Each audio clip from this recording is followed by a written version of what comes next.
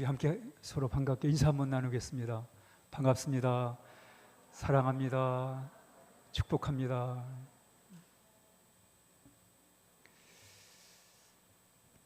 오늘 이런 질문으로 설교를 시작하겠습니다. 한번 같이 읽습니다. 시작. 왜 지금 내가 예수를 믿어야 하는가? 아니, 안 믿어도 사는데 별 지장 없는 것 같은데, 나름대로 잘 살고 있는데 왜 나보고 예수 믿으라는가? 아니, 왜 내가 지금 예수를 믿어야 되는가? 오늘 우리 스스로에게 한번 질문도 해보고, 또 이런 질문을 우리가 하는 분들에게 답을 해줘야 돼요. 교회는 답을 가지고 있어야 됩니다. 우리 예수 믿는 사람들은 성경에서 답을 찾고 또 그 답을 해줘야 돼요. 어떻게 살아야 잘 사는 건가? 어떻게 살아야 행복하게 살 수 있는가? 어떻게 살아야 뜻있고 의미있게 가치 있게 살아갈 수 있는가? 우리가 거기에 대한 답을 줘야 됩니다. 답을 줘야 돼요. 그래서 오늘 왜 지금 내가 예수를 믿어야 되는가에 대한 답을 한번 찾아보도록 그렇게 하겠습니다. 제가 이 얘기를 하나 들려드릴게요. 예수님이 사역하신 곳은 처음에 초창기 사역은 갈릴리 지역, 갈릴리 지역은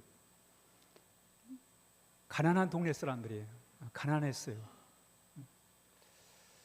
또 차별도 당했습니다. 차별도 당했어요. 당시 예루살렘 사는 사람들은 그래도 뭔가 목에 힘을 주고 살았는데 갈릴리 사람들은 그러지 않았던 것 같아요. 가난했고 또 질병에 시달려야 됐고 또 차별을 받아야 되고 그런 어려운 삶. 오늘 고기를 잡지 못하면 내일 먹을 것이 없는, 밤새도록 고기를 잡았는데 한 마리도 못 잡은 거예요. 이 얼마나 사는 게 힘들어요. 그렇죠? 이런 사람들이 예수님을 따라오는 거예요. 따라와요. 따라올 때 예수님이 이런 얘기를 해요. 읽습니다. 시작. 수고하고 무거운 짐진 자들아 다 내게로 오라. 내가 너희를 쉬게 하리라. 예수님은 우리가 보지 못한 것을 사람들에게 봤어요. 그게 뭐냐면 나는 나만 힘들 줄 알았는데, 나만 무거운 짐을 지고 사는 줄 알았는데, 예수님은 다른 사람들이 짐을 지고 있다는 걸 보는 거예요. 여러 가지, 어떤 사람은 가난에 짐을 지고, 질병에, 어떤 사람은 질병에 짐을 지고, 어떤 사람은 마음의 상처를 안고 짐을 지고, 짐을 지고 살아가더라는 거예요. 예수님이 그걸 보신 거예요. 다른 사람들이 짐을 지고 하는 걸 보셨어요.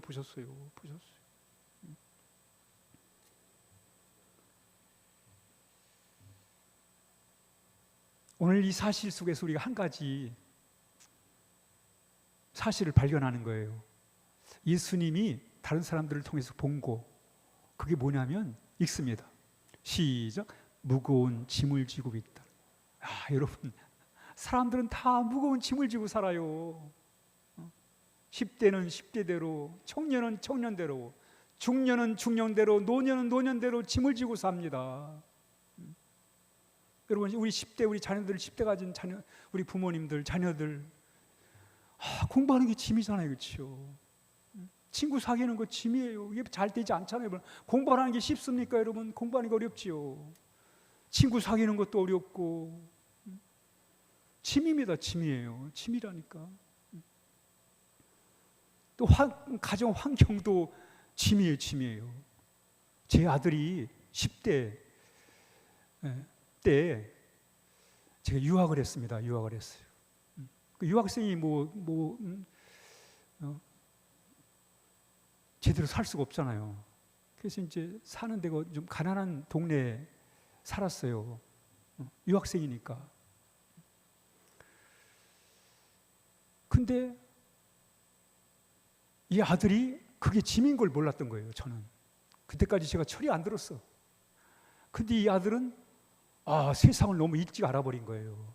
그게 짐이 된 거예요. 가난한, 자기 친구들은 부자 동네 사는데 자기는 가난한 동네 사는 거라. 그게 짐이에요, 짐. 그래서 친구들한테 우리 부자 아버지는 한국에 살고 나는 삼촌집에 산다고 그랬다니까. 삼촌집에. 그게 짐이었다니까요. 그리고 학교 버스 타고 학교 갔다 올 때 부자 동네에서 내렸어요. 그리고 걸어오는 거예요. 그 먼 거리를 걸어오는 거예요. 걸어오는 거예요. 아, 세상을 미리 알아버린 거예요. 저도 몰랐던 세상을 알아버린 거예요. 알아보는 거. 그게 짐이요, 짐. 사는 게 짐이 돼버렸어요. 이렇게 여러분 10대는 10대 나름대로 짐을 지고 산다니까요. 청년들 여러분, 취업, 결혼 짐이에요, 짐입니다. 중년, 직장은 제대로 될까? 사업은 제대로 될까? 우리 자녀들은 앞으로 어떻게 될까? 짐이에요, 짐이에요. 짐. 그럼 그거 다 해결하면 짐이 없나? 여러분 노년돼 보세요. 야, 이 연약한 이 몸을 가지고 내가 어떻게 살지? 짐이에요, 짐. 사는 게 짐이라니까요. 우리는 무거운 짐을 지고 있어요, 여러분. 짐을 지고 있다니까. 그런데 특히 우리 한국 사회에서 우리나라를 살아가면서 짐이 있어요, 짐. 그 짐이 뭐냐면 읽습니다. 시작. 내가 잘 되어야 한다. 것이다. 여러분, 우리 한국 사회는 경쟁이 치열하잖아요, 그렇죠? 비교가 얼마나 심해요, 여러분. 이 경쟁과 비교, 이 사회 속에 살아가려면 항상 짐이 뭐냐면 내가 잘 돼야 되는 거예요. 남보다 내가 잘 돼야 된다니까. 다른 사람에게 인정받고 살아야 돼요, 여러분. 이게 늘 짐이 되는 거예요, 짐이 돼. 그래서 남이 잘 되는 게 짐이 된다니까요, 여러분. 누가 잘 됐다 그러면 그게 짐으로 다가온다니까. 왜? 내가 잘 돼야 되는데. 그러니 우리 한국 사회에 사는 게 얼마나 힘들어요. 이게 짐이라. 내가 잘 돼야 된다는 게 짐이라.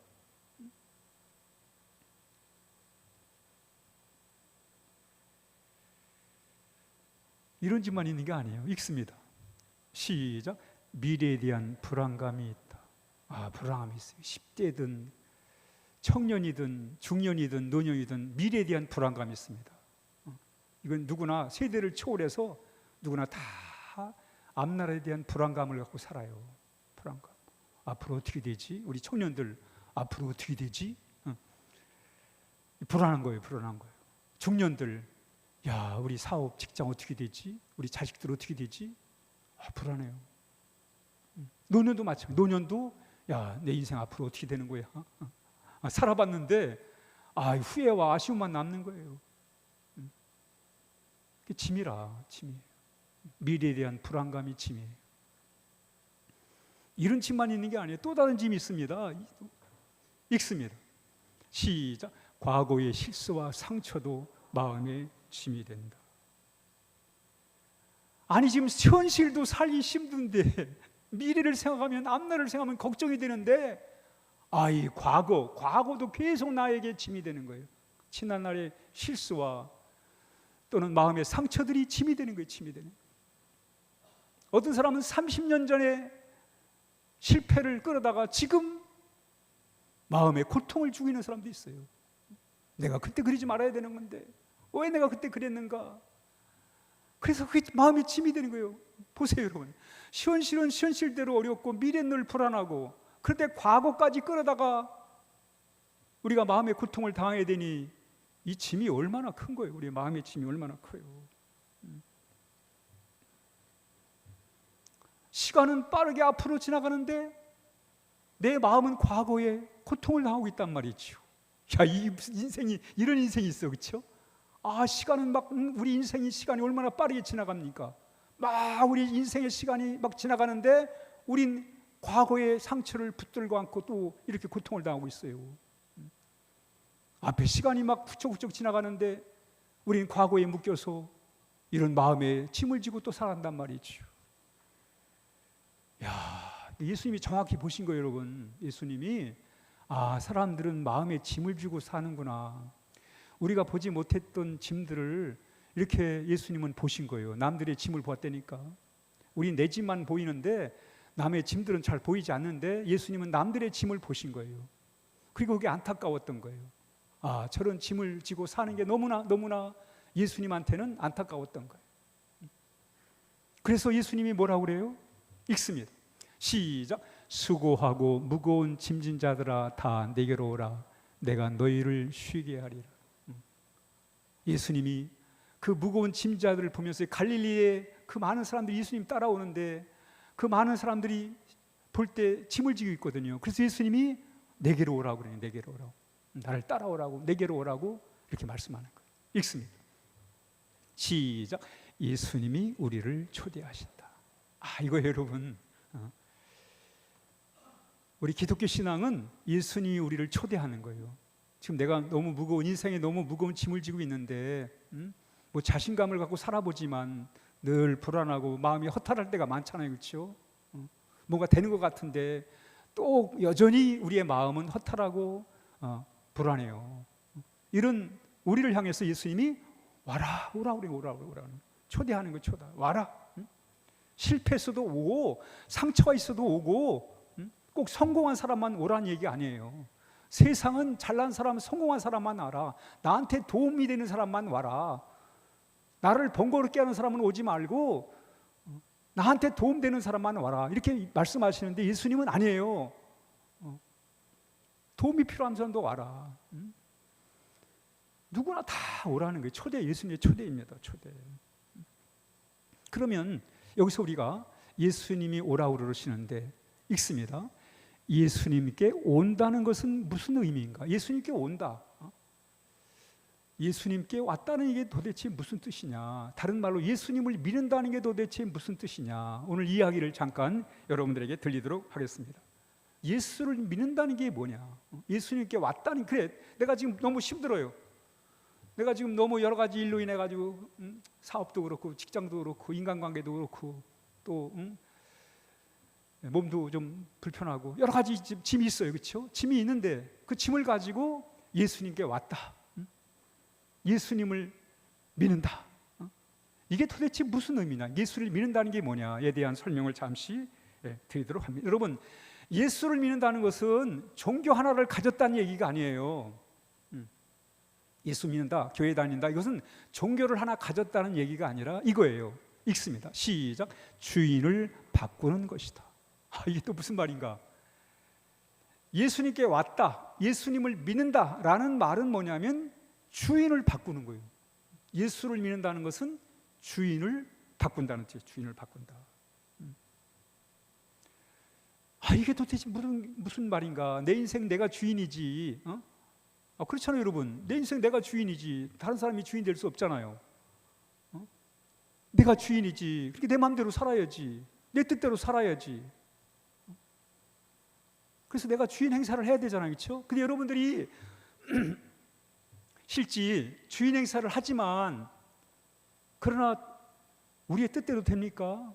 안 돼요. 그 신기하지, 그렇죠? 내가 내 인생의 주인인데, 그래 내 마음대로 하는데, 그런데 내 뜻대로는 안 되는 거예요. 안 돼요. 안 돼요. 성경이 우리한테 뭘 가르치냐면 이걸 가르치는 거예요. 네 인생의 주인이 네가 아니다라는 걸 가르치는 거예요. 그러니까 우리 기독교 신앙에 눈을 뜨는 게 뭐냐면 세상 사람들은 네 인생은 네가 주인이야, 이렇게 가르치잖아요. 근데 성경은 네 인생은 네가 주인이 아니야. 봐라, 네가 주인이면 네 마음대로 하면 네 마음대로 다 돼야 되잖아. 근데 안 되잖아. 그러면서 네가 주인이 아니라는 것을 설명하는 거예요. 그러면서 주인을 바꾸라는 거예요. 읽습니다. 시작. 너희는 너희 자신의 것이 아니라 값으로 산 것이 되었다. 이 기독교의 진리 중에 하나가 뭐냐면 내 인생의 주인이 내가 아니라는 거예요. 그걸 알라는 거예요. 그걸 알아는. 여러분, 내가 내 인생의 내가 주인이 되면 사는 게 너무 힘들어요. 괴로움도 많고 늘 불안하고 남보다 내가 더 잘 살아야 되고 그게 스트레스고 그게 괴로움이고 말이죠. 내가 주인이니까 그렇잖아요. 근데 성경은 네가 네 인생의 주인 아니야. 이걸 계속 가르치는 거예요. 근데 그동안 우리는 내가 주인이라고 그렇게 들어왔고 그렇게 배워왔단 말이죠. 근데 성경은 네가 주인 아니야. 이걸 가르치는 거예요. 네가 주인 아니라고. 읽습니다. 시작. 사람이 마음으로 자기의 길을 계획할지라도 그 걸음을 인도하시는 이는 여호와시니라. 네가 아무리 계획을 세우고 네 마음대로 살려고 해보지만 안 된다는 거예요. 진짜 안 되잖아요, 여러분. 돼요, 안 돼요? 안 되잖아, 안 되잖아요. 왜 여러분이 인생이 여러분 거고 여러분 마음대로 하는데 왜 안 돼요? 여러분이 인생인데. 이게 무슨 뭘 얘기하는 거? 거기서 깨닫는 게 이 내가 내 인생의 주인이 아니구나 이거예요. 그래서 주인을 알라는 거예요. 주인을 좀 바꾸라는 거예요. 읽습니다.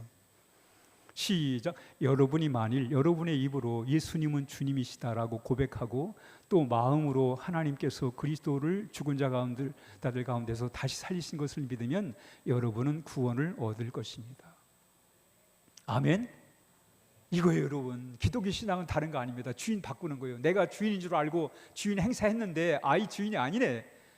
그래서 하나님을 주인으로, 예수님을 통해 하나님을 주인으로 우리가 모시는 거예요. 이게 예수를 믿는 거예요. 예수를 믿는다는 것은 뭐냐? 내가 인생의 주인 노릇 해왔는데 주인 행사는 했는데 실제 안 됐단 말이죠. 그래서 하나님을 주인으로 모시는 것, 바로 그것이 예수를 믿는 것이다라고 오늘 말씀하고 있습니다. 근데 이거를 한 사람이 있어요. 그 누구냐면 성경에 바울이라는 사람이 바울. 이 사람은 잘났어요. 실력도 대단해요. 아는 것도 많아요. 남들한테 인정받는 실력자였어요. 그런데 그동안 자신이 주인인 줄 알고 살아왔는데 아니라. 그래서 주인을 바꿉니다. 예수님을 삶의 주인으로 모시게 돼요. 그 이렇게 고백하잖아요. 시작. 그런즉 이제는 내가 산 것이 아니요 오직 내 안에 그리스도께서 사시는 것이라. 여러분, 이게 해결돼야 돼요, 여러분. 그래야 우린 이 마음의 짐에서 우리가 조금이라도 자유로운 가벼운 인생을 살아갈 수가 있습니다. 예수를 믿는다는 게 뭐냐? 내가 주인 행사하던 걸 이제는 주인을 우리 예수님으로 바꾸는 거예요. 또 예수를 믿는다는 게 뭐냐? 둘째로 시작. 주인에게 짐을 맡기는 것이다. 주인에게 짐을 맡기라는 거예요. 성경이 계속 그 얘기예요. 시작. 너의 염려를 다 주께 맡기라. 이는 그가 너희를 돌보심이라. 염려도 맡기고 너의 삶 과거도 맡기고 현재의 어려움도 맡기고 미래의 불안도 다 맡기라는 거예요. 신기하지요. 근데 정말 우리는 끊임없이 미래에 대한 불안이 있고 과거에 대한 후회와 상처로 마음이 이렇게 힘들게 살아갑니다. 또 현재에 당하는 여러 가지 어려움 때문에 우리가 고통을 당하는데 성경은 계속 네 과거도 맡기고 현실도 맡기고 미래도 다 맡기라는 거예요. 근데 신기하게 맡기면 마음에 자유함이 있어요.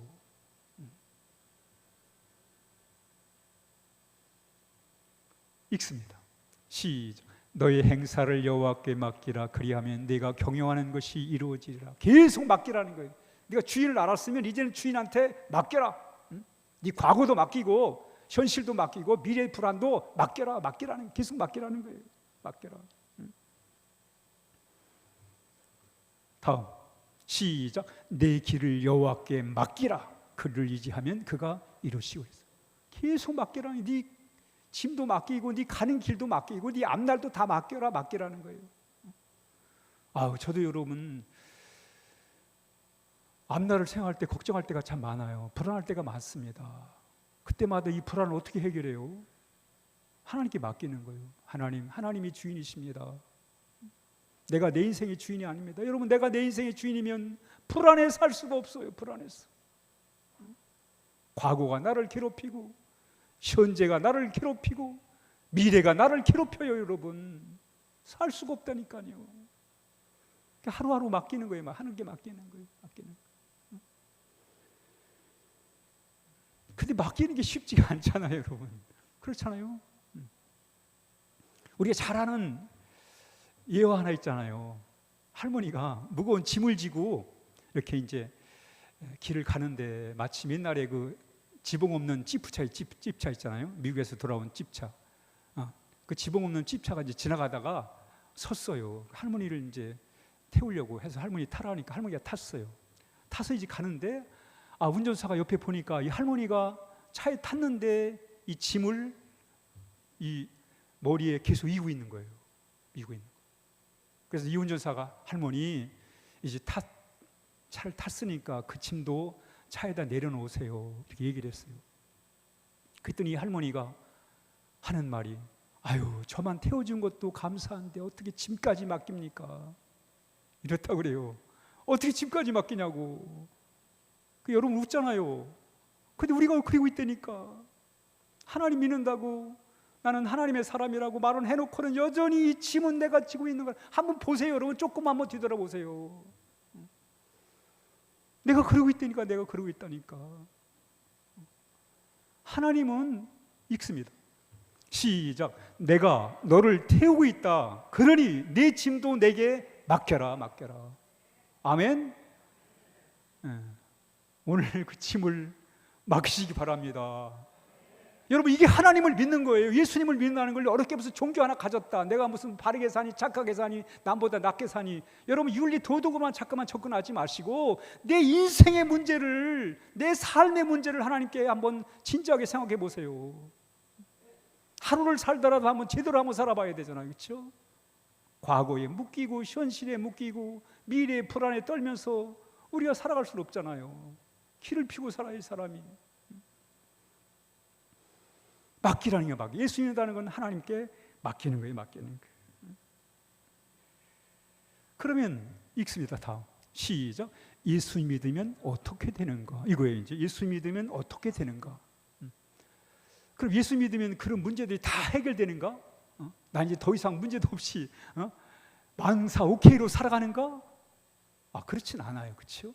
여전히 내 삶에는, 내 현실에는 건강 문제가 있을 수 있고, 자녀 문제가 있을 수 있고, 또 물질 문제가 있을 수 있고, 인간관계에 물질이 있을 수 있으면, 그렇죠? 그럼 도대체 믿는 게 뭐야? 예수를 믿었는데 지금도 여전히 내 앞에는 문제가 그대로 있는데 이거 어떻게 하란 말이에요? 어떻게 하란 말이에요? 믿는 의미가 없잖아. 똑같이 내 앞에 문제들이 이렇게 있는데.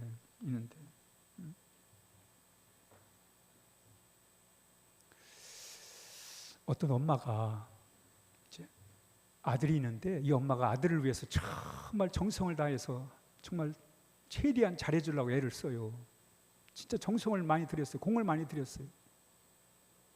그런데 이 아들이 엄마의 마음을 이해 못하는 거예요. 안 하는 거예요. 지 맘대로 하려고 그래요.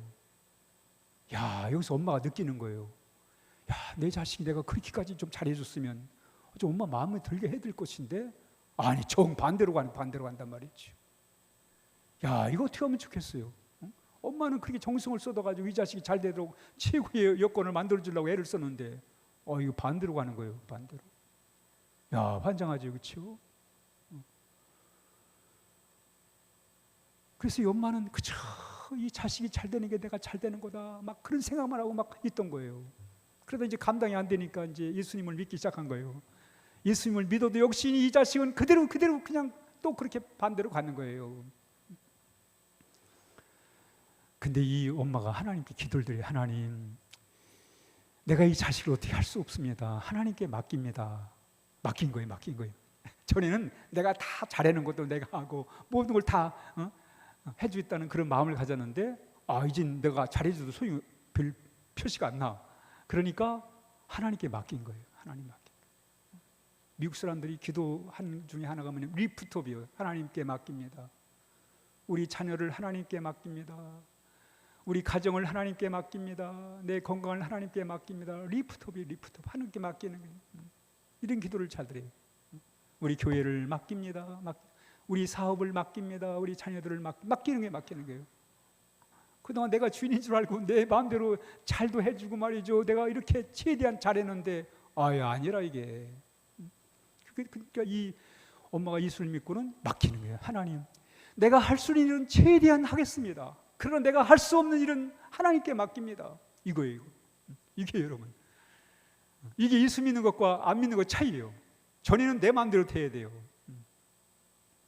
근데 안 돼. 근데 예수 믿고 난 다음에는 이제는 내가 할 수 있는 일을 최대한 다 하지만 나머지는 하나님께 맡기는 거예요. 그러면서 이 엄마의 마음이 변하는 거예요. 그때는 막 조급하고 막 이런데 서서히 마음에 여유가 생기고 하나님이 하실 텐데 믿음을 갖게 되고, 그러면서 엄마가 변한 거예요. 엄마가 변했어요. 자식은 아직 안 변했는데 엄마가 변했어요. 엄마가 변하니까 자식이 변하는 거예요. 여러분, 이게 복음의 능력인 줄 믿으시면 아멘 하시기 바랍니다. 여러분, 예수 믿는 이유가 있다니까요.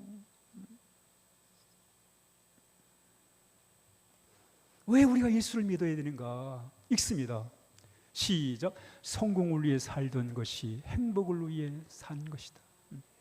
아멘. 우리 사회에서 경쟁과 비교가 극심한 이 한국 사회에서 우리가 살아가는 데 있어서 어떻게 내가 잘 돼야 되는데 이게 나한테 짐이 되는 거예요. 남이 잘 됐다는 소식이 들어오면 나에게 부담으로 다가온단 말이죠. 그런데 내가 잘 돼도 또 부담이야. 왜? 나보다 더 잘 된 사람이 있잖아요. 위에 또 있잖아요. 이 부담은 끝이 없는 거예요. 그러니까 삶의 태도를 바꾸는 거예요. 예수를 믿으면 이걸 바꾸는 거예요. 여러분, 성공을 위해서 우리 인생이 있는 게 아니에요. 읽습니다. 시작. 사람들이 사는 동안에 기뻐하며 선을 행하는 것보다 더 나은 것이 없는 줄을 내가 알았고, 사람마다 먹고 마시는 것과 수고함으로 낙을 누리는 그것이 하나님의 선물인 줄도 또한 알았도다. 한번 따라합니다. 인생은 하나님의 선물이다. 너무 내 노력과 내 열심만 앞세우지 마세요.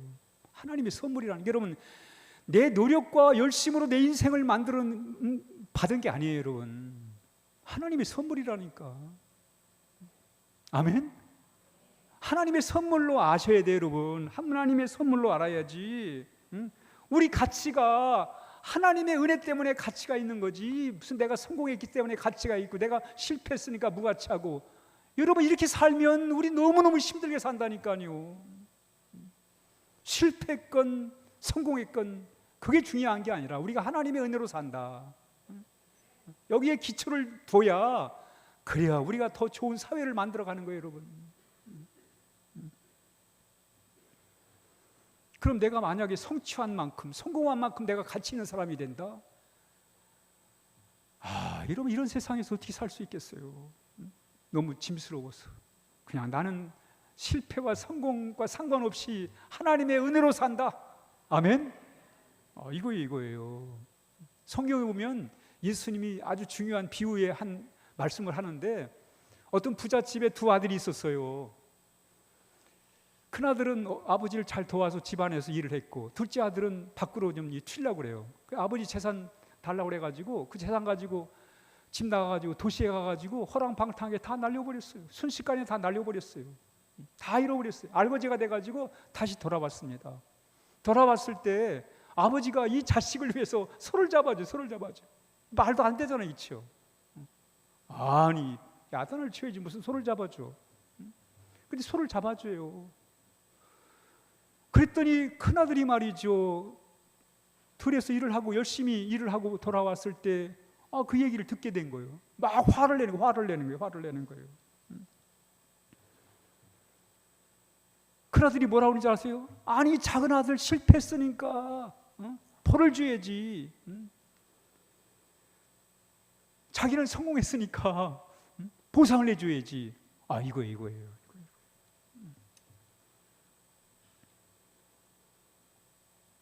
이 세상의 가치가 뭐예요?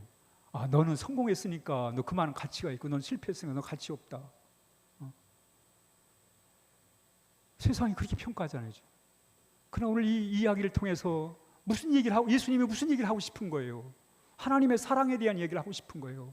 하나님의 사랑이란 뭐냐? 네가 성공했건 실패했건 그 상관없이 너희 둘은 내 자식이야. 큰아들이 네가 성공했으니까 내 자식이 되고, 둘째 아들은 네 실패했으니까 내 자식이 안 되고, 이게 아니라는 거예요. 이 아버지는 성공과 실패 상관없이 너는 내 자식이야. 이게 하나님의 사랑이라는 거예요. 세상에 이런 사랑이 없지요. 그러니까 우리가 하나님을 믿는 거예요, 여러분.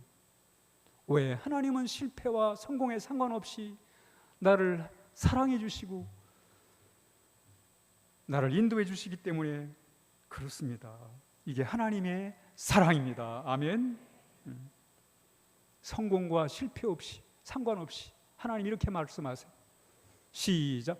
내가 너를 소중하게 귀한 존재로 여겨 너를 사랑하고 있으니 내가 다른 민족들을 희생시키더라도 내 생명을 구하겠다. 이스라엘 백성이 지금 실패했어요. 근데 하나님이 그들을 향해 말하는 거예요. 내가 너를 소중히 하고 귀한 존재로 여겨 너를 사랑한다는 거예요. 계속해 사랑한다는 거예요, 여러분. 성공과 실패 상관없이 너를 사랑한다는 거예요. 성공과 실패 상관없이 너가 존경하다는 거예요, 여러분. 이런 마음을 가지고 살아가는 거예요, 여러분. 이런 마음을 가지고. 그게 예수 믿는 거예요. 예수님을 믿어야 할 이유가 바로 이거예요, 여러분. 둘째, 시작. 미래에 대한 불안이 확신으로 바뀐다. 여러분, 우리가 미래를 준비하는 것과 미래를 통제하는 것은 달라요. 우리 미래를 얼마든지 준비할 수 있습니다. 그러나 그 미래를 우리가 통치할 수는 없어요. 미래를 다스릴 수가 없어요. 아무리 내가 미래를 잘 준비했어도 우리 미래를 우리 스스로 어떻게 할 수가 없어요. 없습니다. 그래서 성경이 계속 무슨 얘기를 해요? 니들이 아무리 미래를 잘 준비했어도 그러나 그 미래를 네 마음대로 할 수는 없다. 그러니 어떻게 살아라? 읽습니다. 시작. 너희는 마음에 근심하지 말라. 하나님을 믿으니 또 나를 믿으라. 다음. 시작. 그러므로 내일 일을 위하여 염려하지 말라. 내일 일은 내일 염려할 것이요 한나라의 괴로움은 그날로 족하니라. 네가 네 미래를 네가 얼마든지 준비할 수 있다. 준비해라. 그러나 그 미래를 네 마음대로는 할 수가 없다. 그러니 하나님께 맡기라는 거예요. 맡기라는 거예요. 맡기라는 거예요. 미래를 준비하지 말라는 얘기가 아니라 준비해라. 그러나 그 미래를 네 마음대로는 할 수 없으니까 하나님께 맡기는 거예요. 왜? 하나님은 언제나 우리에게 희망을 주기 때문에 그렇습니다. 읽습니다. 시작. 너희를 향한 나의 생각을 내가 하나니 평안이요 재앙이 아니니라. 너희에게 미래와 희망을 주는 것이니라. 그렇습니다, 여러분. 하나님의 결론은 우리에게 희망을 주시는 것입니다. 읽습니다. 시작. 너희 정령이 내 장래가 있겠고 내 소망이 끊어지지 아니하리라. 그렇죠, 여러분. 우리는요, 내 인생 끝났어. 우리 그렇게 말할 수 있어요. 세상에서 물질이 다 떨어졌다고, 내가 빚더미에 올라앉았다고, 난 이제 다 끝났어. 인간관계 끊어졌다고, 난 이제 다 끝났어. 이렇게 말할 때 성경은 아니야, 너는 끝나지 않았어. 너에게 미래가 있어. 이렇게 말하는 거예요. 그게 성경의 답이에요. 나 이제 끝났어. 아니야, 너는 아직 안 끝났어. 너의 미래가 있어. 미래를 보여주는 거예요, 여러분. 그렇지. 여러분, 우린 죽음 앞에서도 미래가 있다니까요. 그게 부활의 신앙이에요, 여러분. 죽음 앞에서도 미래를 보는 거예요. 영원하신 하나님을 통해서 미래를 보는 거예요. 그러니까 우리의 미래는 결론은 하나님의 복이에요. 하나님의 복. 마지막. 시작. 과거의 실수와 상처가 새로운 사명이 된다. 하나님은 우리에게 과거에 묶여 살지 말라는 거예요, 여러분. 예수 믿으면 좋은 것 중에 하나가 과거에 묶여 살지 말라는 거예요. 그렇다고 뻔뻔스럽게 살라는 말씀도 아니에요. 하나님을 믿고 하나님 의지하고 과거에 묶이지 말아라. 읽습니다. 시작. 너희는 이전 일을 기억하지 말며 옛날 일을 생각하지 말라. 보라, 내가 새 일을 행하리니 이제 나타날 거라. 하나님은 심각하게 과거의 나와 미래의 나를 구분시킵니다. 이게 예수 믿음이 좋은 거예요. 우린 계속 과거가 끌어다가 오늘 내 마음에 괴로움을 줄 때가 많아요. 그러지 말라는 거예요. 하나님을 믿는 이유가 예수님 믿는 이유가 뭐예요? 과거의 단절이에요, 단절. 새로운 세상을 하나님이 열어주셨는데 왜 새로운 세상을 살 생각을 안 하고 자꾸만 과거에 묶여 살려고 하는가? 그 얘기예요.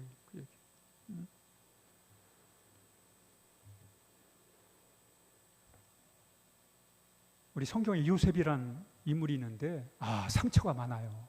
과거에 상처가 많습니다. 왜? 형들이 미워해가지고 죽이려고 그래요. 미움받아도 괴로운데 죽이려고 그랬어요. 그래서 안 되니까 노예로 팔아버렸어요. 이거 얼마나 마음에 큰 상처예요. 그렇죠? 너무 큰 상처잖아요. 근데 하나님의 그 상처를 바탕으로 해가지고 오히려 이 요셉에게 은혜를 베푸세요. 요셉 이런 얘기를 해요. 형들한테 보복을 해야 되는데 이렇게 얘기를 해요. 읽습니다. 시작. 형님들은 나를 해치려 하였으나 하나님은 그것을 선으로 바꾸셔서 오늘날 내가 많은 사람의 생명을 구할 수 있게 하셨습니다. 여러분, 요셉이 어떻게 이렇게 과거를 단절하고 새로운 미래를 갈 수 있었어요? 하나님의 은혜예요. 하나님의 은혜. 상처로 끝내지 않으시고 그 상처를 이용해 가지고 요셉에게 새로운 사명을 맡겨. 상처가 사명이 됐다니까. 한번 따라하면 상처를 사명으로 바꾸신 하나님. 그렇습니다, 여러분. 그러니까 여러분, 지난날의 상처로 끝나지 않고 오히려 그게 사명이 돼가지고, 그래서 누군가를 내가 도와줄 수 있는, 내 고통이, 내 어려움이 앞날에 누군가를 도와줄 수 있는 사명이 된다면 그 얼마나 값진 거예요, 그렇죠? 그거 부둥켜 안고 괴로워하고 고민할 게 아니라, 내가 왜 그렇게 살았는가 고민할 게 아니라, 그 상처를 통해서 내가 하나님을 만나고 하나님의 사명을 받고 그걸 위해 살아갈 수 있다면 예수 믿는 이유가 분명하지 않겠습니까? 우리 사도 바울 얘기 하나만 하고 마치겠습니다. 사도 바울이라는 인물이 있는데 못된 사람이에요. 막 예수 믿는 사람들 핍박하고 과거가 너무 안 좋아요. 근데 그 과거가 안 좋은 이 바울이 새롭게 변화됩니다. 그 변화에 이런 고백을 해요. 읽습니다. 시작. 누구든지 그리스도 안에 있으면 새로운 피조물이라. 이전 것은 지나갔으니 보라 새 것이. 여러분, 예수 믿어야 될 이유가 이겁니다. 예수를 믿어야 될 이유.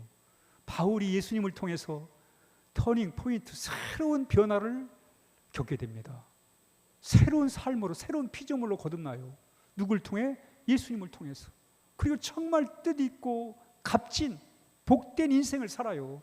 유익한 인생을 삽니다. 기여하는 인생을 살아요. 어떻게? 예수를 통해서. 오늘 이 말씀이 기독교의 핵심 내용이에요. 우리 아름다운 교회가 추구하는 게 바로 이런 게, 우리 아름다운 교회를 통해서 이런 역사가 일어나기를 원하는 거예요. 예수님을 통해서 새로운 변화의 삶, 성공이 목적이 아니라 행복을 목적으로, 불안이 아니라 하나님이 주신 확신으로, 상처가 아니라 사명으로 이렇게 새로운 변화를 우리가 예수님을 통해서 이룰 수가 있습니다. 결론입니다. 함께 읽습니다. 시작. 지금 예수를 믿어야 하는 이유는 예수님만이 우리의 무거운 짐을 대신 지시고 과거에서 자유를, 현재에서 은혜를, 미래에는 소망을 주시기 때문이다. 아멘. 기도하겠습니다.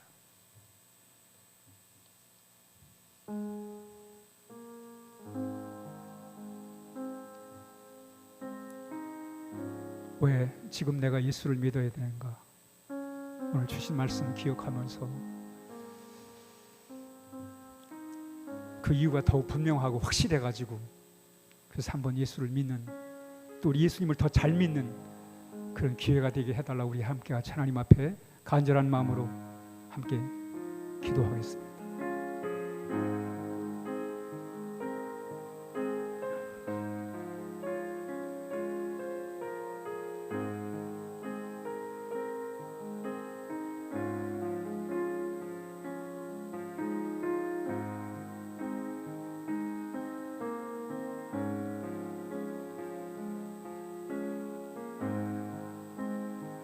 하나님 아버지 감사합니다. 오늘 주신 말씀 통해서 우리가 예수 믿는 이유가 더 분명해지게 하시고, 그래서 우리 예수님을 믿고 더 잘 믿게 하여 주시옵소서. 예수님의 이름으로 기도하옵나이다. 아멘. 우리 91장 우리